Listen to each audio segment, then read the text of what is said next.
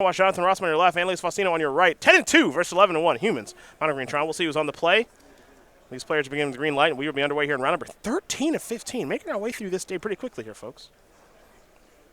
Faustino going to start things off with an Urza's Mine and a Chromatic Sphere. Counter Soul's going to name humans, and now it'll be a Vial there for Rosum. Faustino will draw a copy of Urza's Tower. Going to start by sacrificing a sphere, play a tower, play a scrying. Magic's easy. Magic is not hard. Find a power plant. Vial on 1. Rosum's got quite the uphill climb now. This is shaping up to be a good game for your favorite card, the Bugler. Here is Meddling Mage. We will see what Meddling Mage will name here. Yeah, this has got to be Karn. You have ways to work around Warm Coil Engine. Karn Liberated is your name, not Karn Sign of Urza. Very smart, Jonathan Rosum. Here is a power plant. Looks like Karn was the payoff card. Okay. Let's go over to Rosum as Vial ticks up to 2.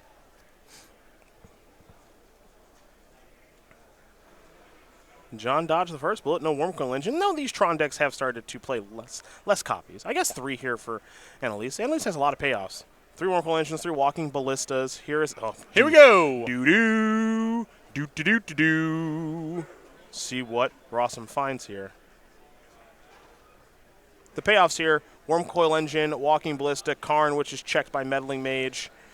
World Breaker, not the best payoff. Ugin the Spirit Dragon, Oblivion Stone, Ulamog. All haymakers. Good luck Meddling Maging them all. See what old Buglesworth finds here. Tootin' the Horn. Reflector Mage. 2. Anneliese down to a healthy 18. Pass the turn back. Back to Anneliese will go. That was another copy of Karn is what I think that was. I believe her hand is just fully locked out by the Meddling Mage at this point. I think she is on lands. Oh, she hasn't. Is that Ugin? I think that's an Ugin. Well, Ugin plays here. Yeah. Thanks. Top level. This analysis and much more. The SCG Tour. That's right. It's really, really impressive stuff by you there. Now, Ugin is obviously good in this spot, but it's not insane simply because of the active Vial, if Ugin is the payoff. Now, you can minus the Ugin from 7 to 4, take care of the Bugler and the Meddling Mage, or you can plus and take care of the Meddling Mage. Yeah, I think the Bugler is just so irrelevant. The only thing that it represents is power, like attacking. So you can just do the math on, is the loyalty going up worth more than getting the Bugler off the battlefield? Plus, if you shoot the Bugler and then there's a Thalia's lieutenant, you get yourself into some unnecessary trouble. And Faustino's hand is so powerful because of the Karns. If she just gets the Meddling Mage off the battlefield, you're fine. Her position's really commanding. Yeah.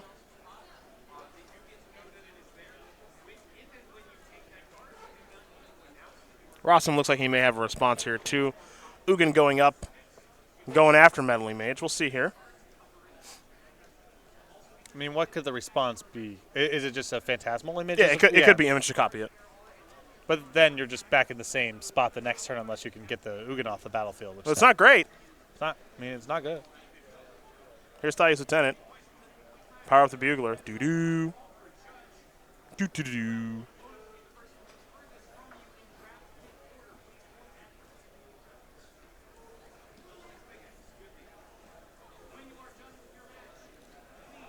You see how Rosum's flicking his cards back and forth here? That's confidence. Yeah.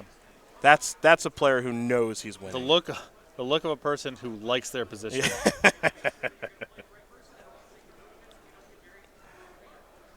Is it Manus Rider time?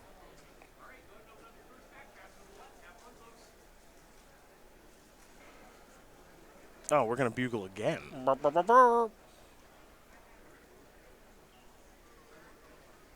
All right, well, Rosum actually has enough to kill Ugin. Yeah, if he has a Mana Strider, then that's 9. It's 9 exactly.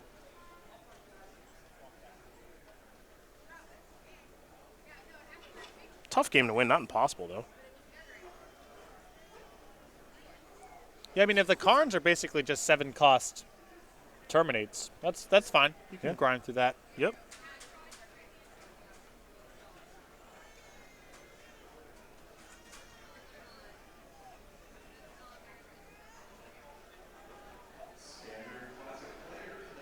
Rosum thinking long and hard.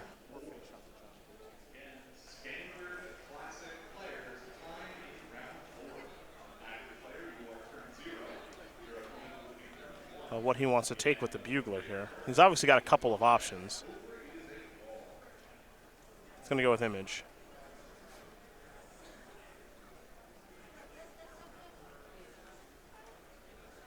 Young man from Spencer Mass crafting a game plan here.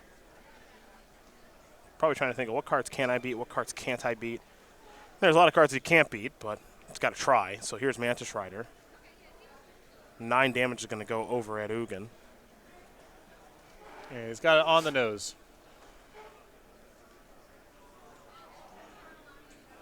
There you go. Here's Horizon Canopy, pass the turn back. Let's go over to Anneliese. She'll draw. Picked up another, that's skill game. Another Ugin. If it wasn't that, it would have just been something else. Yeah, obviously. It's not. That's what playing against Tron is like.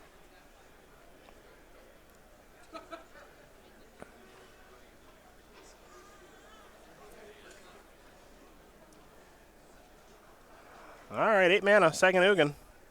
I would -3. There we go. Those are all gone now. If you're Rosum, it looks like Anneliese might go after the Horizon Canopy, a play that I actually kind of like. Yeah, me too. Rosum's going to get to search up the basic planes, assuming it's not in his hand, which it isn't. This deck has nothing to do with mana at this stage, so it's just, cut him off of resources to work with while you're pounding away with Karns and Ugins. Gotta hope to find something like Mana Strider again now. Mana Strider and help. Oh yeah, it starts with Mana Strider getting Ugin off the battlefield. Mana Strider, copy it, right? Rock and roll that way. That's where it starts. Because trying to beat Ugin is a lot. Ugin's up to 6. Now the carnage may ensue.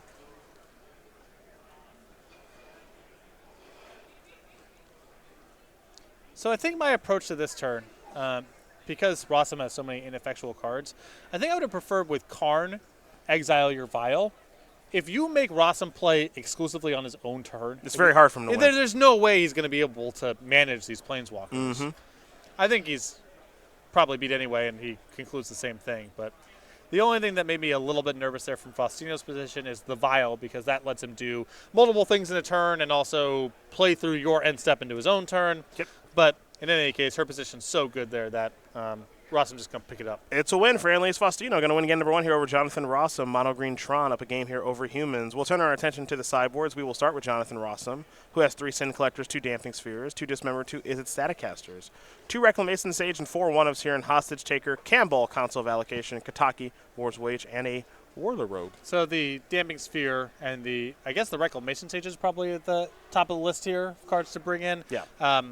I guess the Kataki might be better than some of the weird board interactive ones, but even Reflector Mage plays a little bit in this matchup. So. No, Reflector Mage is a card you have to unfortunately keep in. Let's see. I would board out the Buglers, and and I would board out a Reflector Mage for those 4 cards. Yeah, that's it.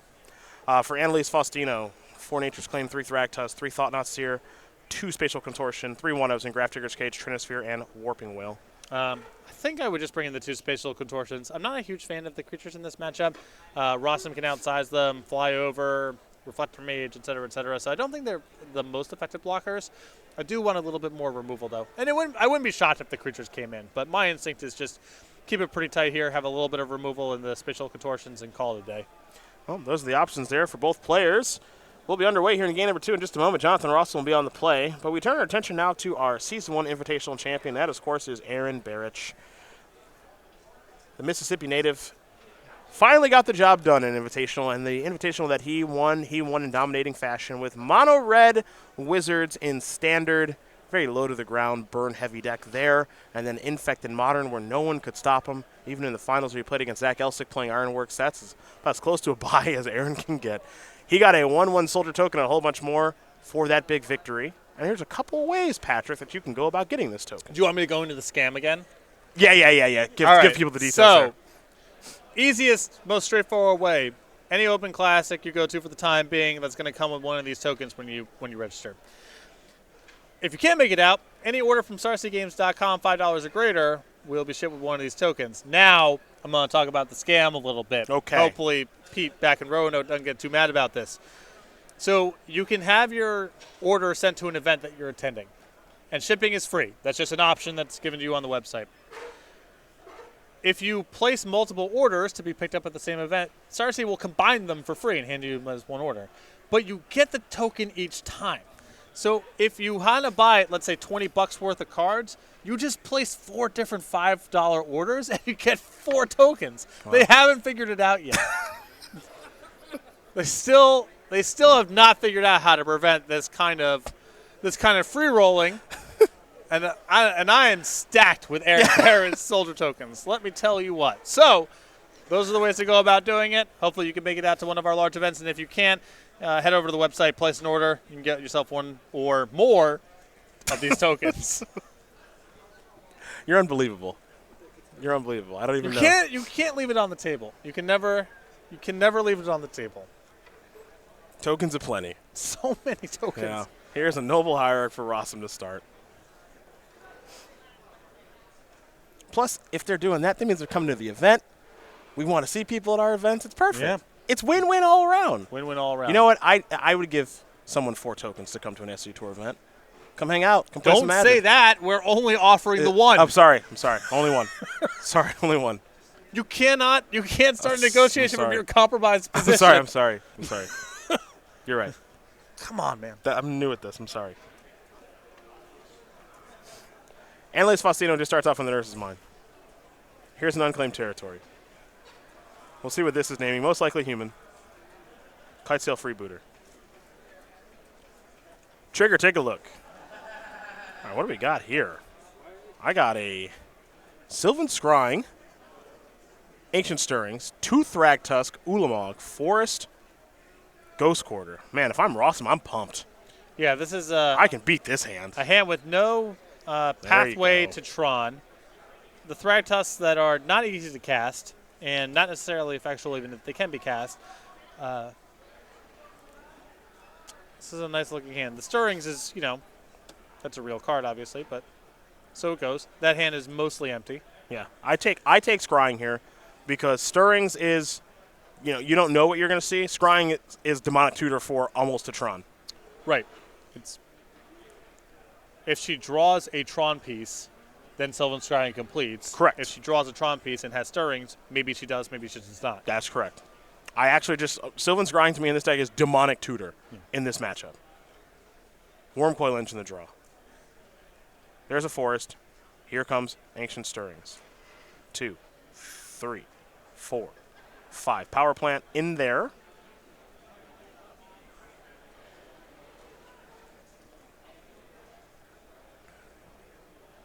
That'll be the selection.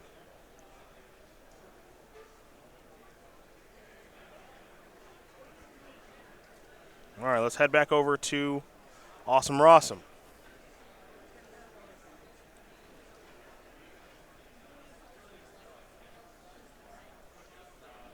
That is an Ancient Ziggurat.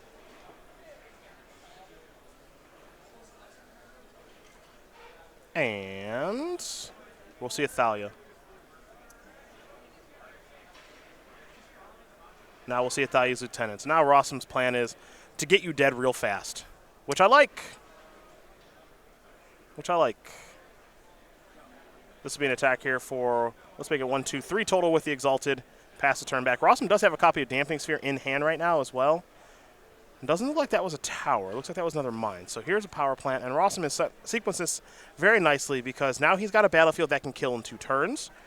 3, 4, 5, 6, 7, roughly 2 turns. But this is the turn that he's going to want to play the Damping Sphere. Right. And at that point, Faustino's not threatening to do anything on her following turn, and then your 2-turn clock is good.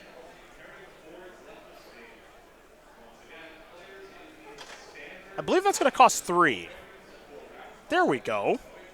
There we go. Damping Sphere will resolve. Looks like Walking Ballista may have been the draw.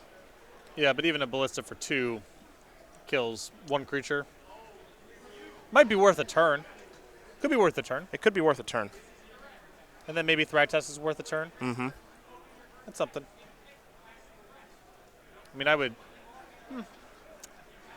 My instinct there is to just take care of the Lieutenant and chump. I mean, you can safely respond. Yeah, I guess there's no vial, so Yeah. it's whatever.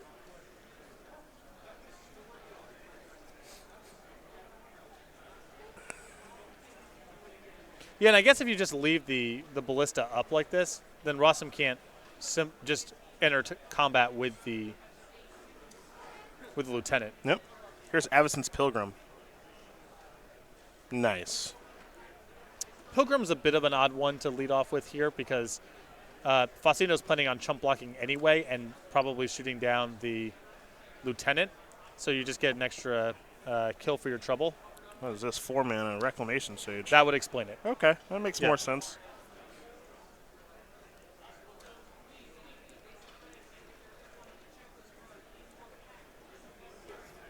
And he has to pay 1 more because of the Damping Sphere.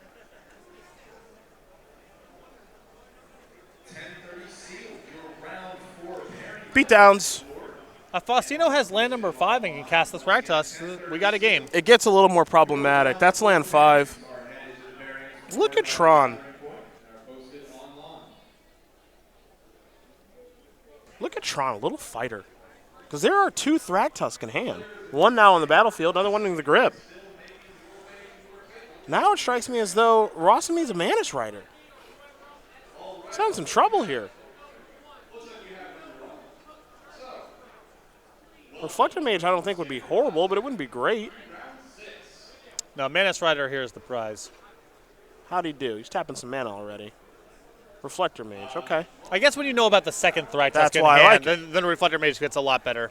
Here come the Knuckleheads. One of them's got first strike.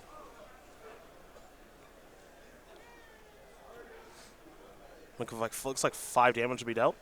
Now, if there's a 6th land here, things get even worse. There's 6th land.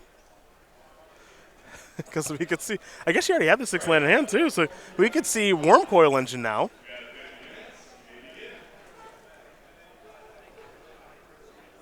Yep. Mantis Rider, where art thou? I need you now more than ever. That's what Jonathan Rosum is thinking. Probably thinking, how did I get in this spot? I was doing so good. Well, there's Thalia's Lieutenant. Lieutenant will put up another +1/+1 counter. Lieutenant's just good with the freebooter. Yeah, with the freebooter and freebooter plus Exalted.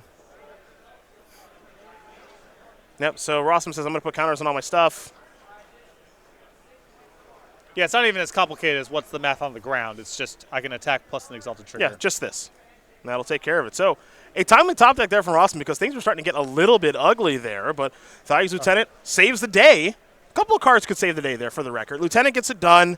Another Noble Hierarch gets it done. And Mantis Rider gets it done, and maybe even another Reflector Mage gets it done, bouncing the... Plenty of draws, but things get really bad for Rosum the following turn because he gets hit by Wormcoil, and Faustino at the minimum plays another Thragtusk. So that was a really important draw step because the game was starting to collapse. We're all tied up here between Jonathan Rosum and Anneliese Faustino. Humans and Mono Green Tron going to get ready for a 3rd game here. Doesn't look like either player really going back to the drawing board too much. Not sure too much needs to change here, but if you're Anneliese, you got to be thrilled. You're on the play against Humans, playing for top 8 right now. Yep. And now I'm interested to see if the creatures stay in on the play because Faustino on the play can much more just go turn 3 Tron and do a thing. Thragtusk is a little bit less meaningful if that's the game plan, but with Rosum showing Damping Sphere, probably best to leave the Thragtusks in. Alrighty, these players are going to get ready here for game number 2. We'll hear a quick word from our friends over at Ultimate Guard.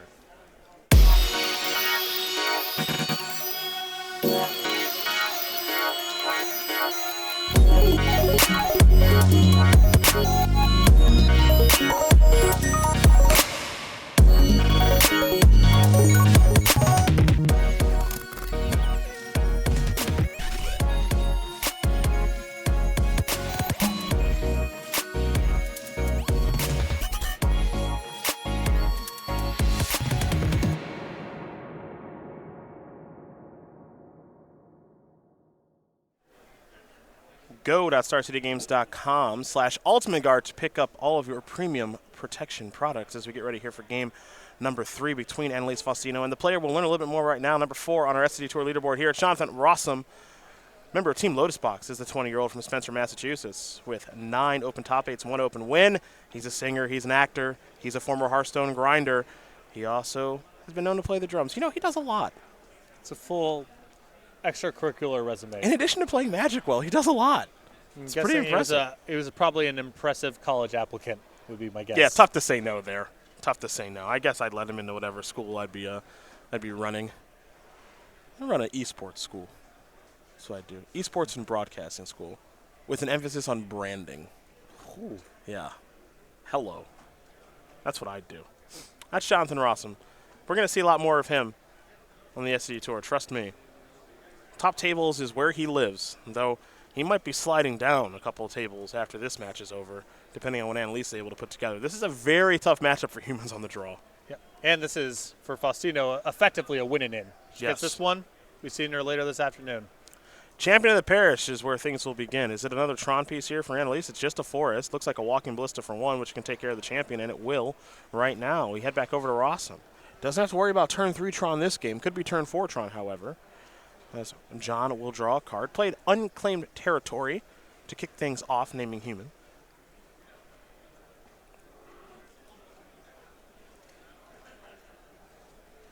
For Faustino, it's been a wire-to-wire lead for first place. 9-0 after day 1, the only 9-0, into 11-0. Picked up her first loss last round. Still in first place right now, though. As Rosum with an Ancient Ziggurat, what's the follow-up going to be? Thalia, Guardian of Thraben. Back over to Faustino we go. Chromatic Star in hand. I mean, you see the power of Walking Ballista in some spots here. Another Walking Ballista in hand here for Faustino. Could take care of the Thalia, too. Another Expedition map in hand there for Faustino. So has a path to Tron over the next couple of turns, though that is slowed down slightly by the Thalia. If she were to crack the Expedition map now and make her 3rd land drop, she would be unable to follow up with the map this turn. You do it next turn, you can assemble Tron, but you aren't necessarily following up with anything big that turn. Well, it'll be a Expedition map that is sacrificed. Search for a land, pass the turn back. High upside play. Here comes Thalia.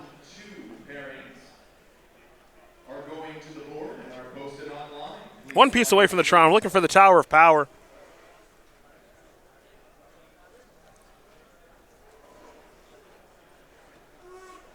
Let's see what the follow-up's going to be. It'll be a Champion of the Parish follow-up. Maybe a Lieutenant would have happened already by now. So here's Freebooter. Freebooter will show you hand of Thraktos Expedition map. Walking Ballista Oblivion Stone, along with a Chromatic Star. So the map is the direct path here to get to Tron the following turn. Mm-hmm.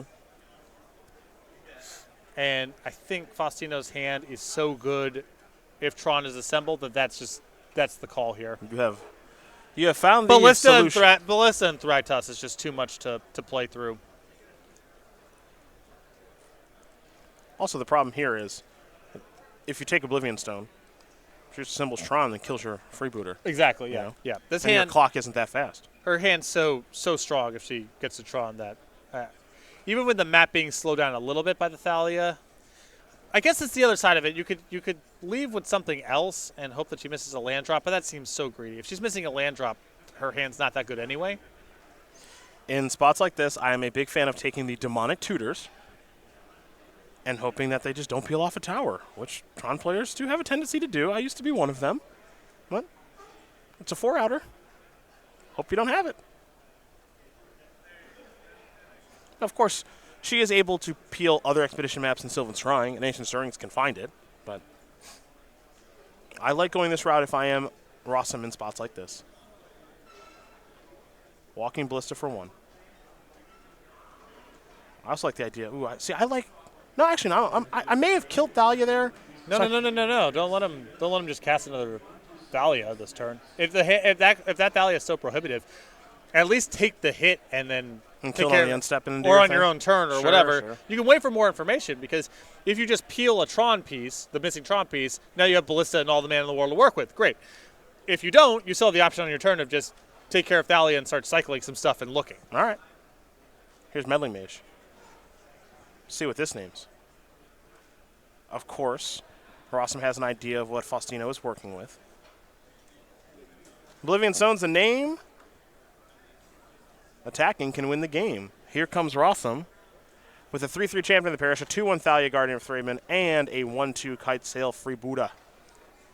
There'll be a block. There'll be before first strike damage. Walking Ballista will take care of that Thalia. And with Thalia off the battlefield, Vial can be played.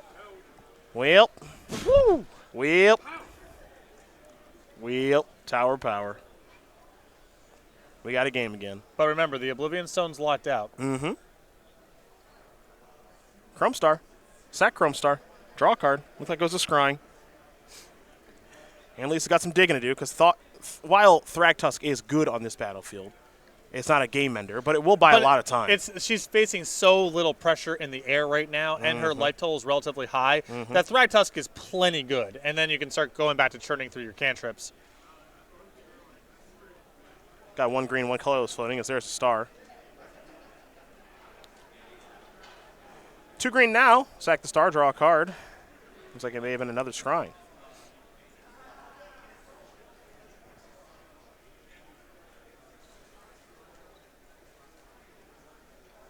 Here's Thragtusk. 5 left on the way. 22 is Faustino's life total. And Rosum's got some work to do. He's going to start by taking up the vial to 1. We head back over to Jonathan. As Faustino is starting to take a stranglehold on this game. He needs to get in the air and needs to do it pretty quick here, folks. Meddling Mage is naming Oblivion Stone. And time's not on Rosum's side here at all because Faustino is drawing to a deck full of knockouts. When you're playing against Tron, time is not your friend. There's some times where you have enough in the air and enough first strike where the Thragtusk isn't that much defense, but this is not one of those times. I agree with you. Here's Athalia's Lieutenant. Champion of the Parish is going to get 2 counters. It's going to turn into a 5-power creature. And now it's just going to be Boringhold Freebooter in the air for 2. Faustino falls down to our starting life total of 20, and now here comes another vial. Let's go back over to Anneliese. Big draw step here. A lot of good ones, of course. Ugin among them. Looks like a Worm Coil Engine may have been the draw. That's not too bad. Yeah, not a knockout punch, but definitely not shabby. Got a colorless mana floating. We're going to see a Sylvan Scrying here.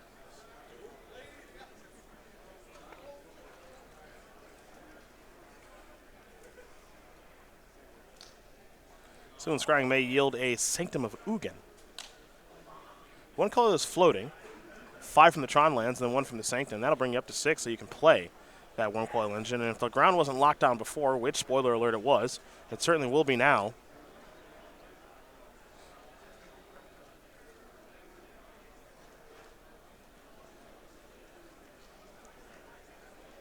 Tron doing Tron things right now for Anneliese Faustino. She's been doing it all weekend long. And I like not attacking with a Thragtusk here. It's a real risk of Reflector Mage if you were to attack with the Worm Coil. With the Thragtusk back on defense, you get so much value anytime Rosum decides to engage in combat on the ground. The next turn, then you can start attacking with Worm Coil Engine and leave your Thragtusk back on defense, and you're pretty effectively hedged against Reflector Mage. What you really want to avoid, the short of it is your Worm Coil getting bounced and then being unable to block with Thragtusk. That's the spot where Rosum can catch back up. Rosum's going to sack Horizon Canopy.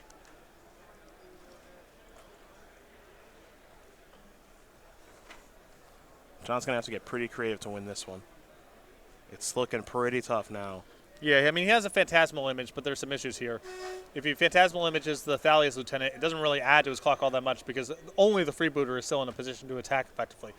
If you copy the Meddling Mage, that's something. You can lock out some of Faustino's draws, but you're really far behind on the board, and you can't lock out everything. She has so many powerful cards to be drawing to.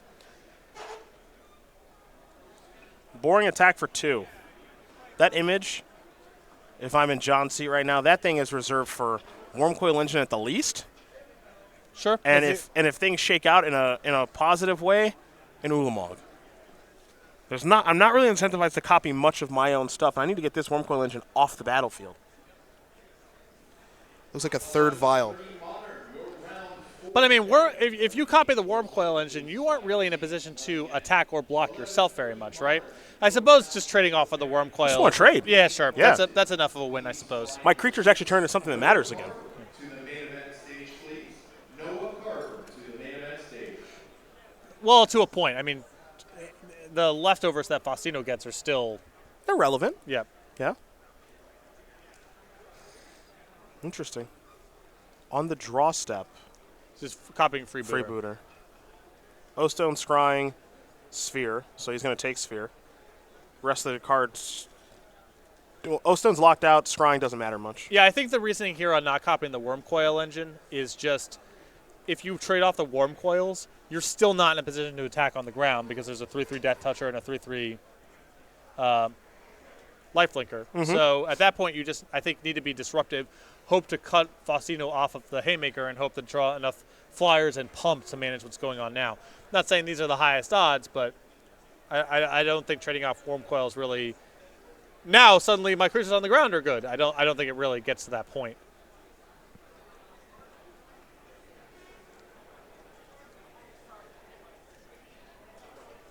Faustino checking in at 18. Rosum at 16.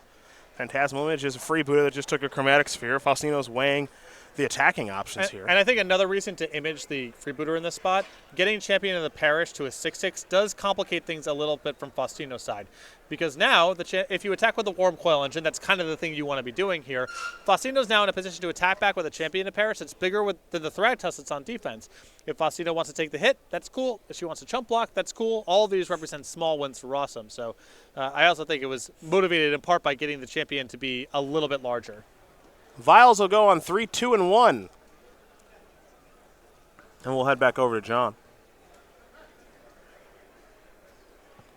Looks like in the draw step, we're going to have an activation on Horizon Canopy. I think Rosum, that last turn, his lands were Ancient Ziggurat and Canopy. So I think Faustino missed out on the opportunity to actually kill that Horizon Canopy before he was able to use it to draw a card. It's a small thing, but right now when you're Rosum in this spot,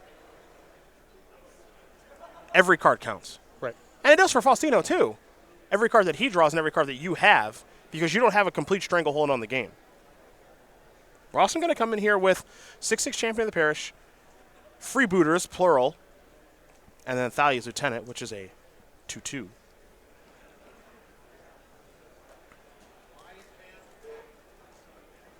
So now a Beast Token going to come in. 5 damage will be dealt.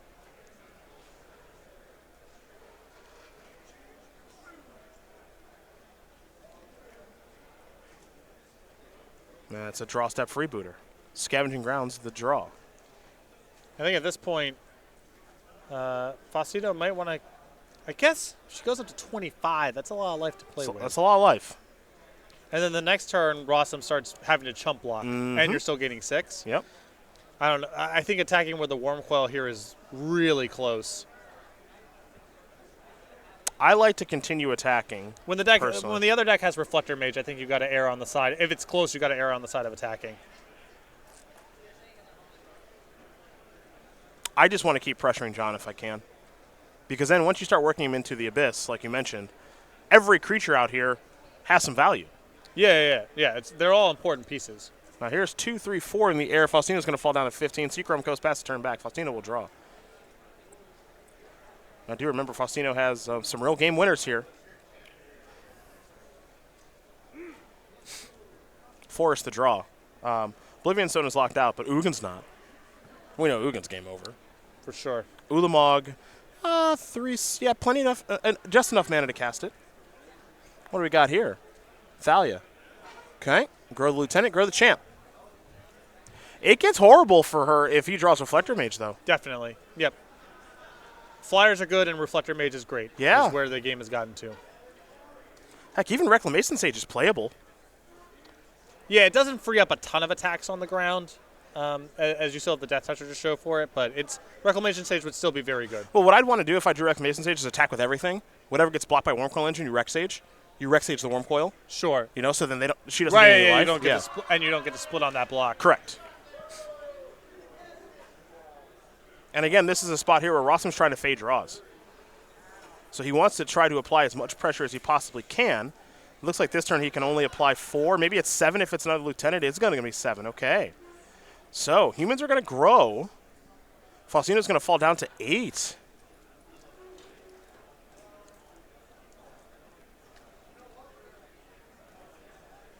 Working ourselves into an interesting game as Jonathan Rosum continues to hope that Anneliese Faustino continues to whiff on the draw steps. It was a forest last turn. Let's see what it is this turn. Boy, if it's Ugin, it's game over, folks. It didn't get a great look at it. Oh, boy. Oh, boy. Oh, boy. Oh, boy. He needed to fade it for one more turn.